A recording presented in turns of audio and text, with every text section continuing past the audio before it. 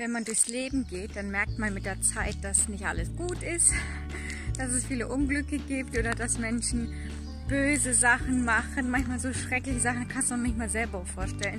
Aber man muss nur auf sich selber gucken, dann sieht man, ja, ich bin nicht besser, ich habe Müll gebaut, andere haben mir was angetan und im Endeffekt bin ich beschädigt und viele Leute um mich herum auch. Und dann mit der Zeit habe ich dann eine Furcht entwickelt, vor allem was schief gehen kann. Ja, das kann schief gehen und das kann schief gehen. Und dann habe ich gesehen, wenn Verletzungen bei Menschen sind, wie schwer sie das oft dann im Leben haben, weil sie kaputt gegangen sind irgendwo. Und dann habe ich mich immer bei dieser Bibelstelle gefragt, und wenn ich auch im Tal des Todes wandere, so fürchte ich kein Unglück, denn du bist bei mir.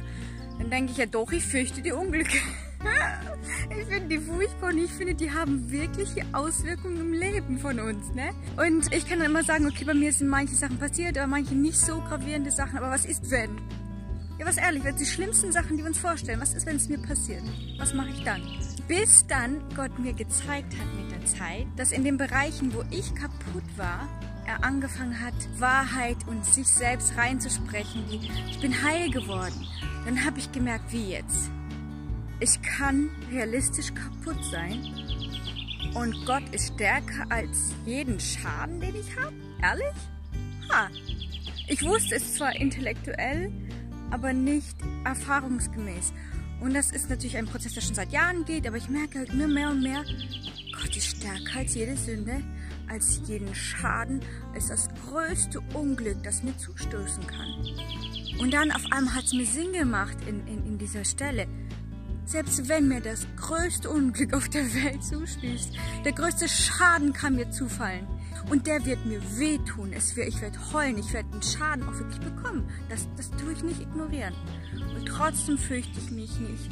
Denn du, Gott, bist bei mir. Und du wirst mich heilen. Und du wirst mich rausholen. Und ich werde stärker sein und schöner, als es im Original war. Also das ist amazing.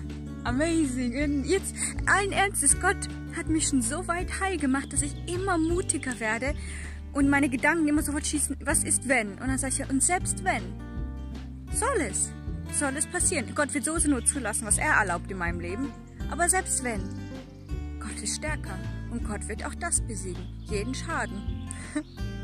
Das wollte ich euch Mut machen. Fragt Gott, dass er euch heilt und dass er euch wirklich den Schaden mit seiner Kraft und seiner Liebe zusammen wieder führt. Die Sachen, die kaputt gegangen sind. Oh, das ist so ein Erlebnis.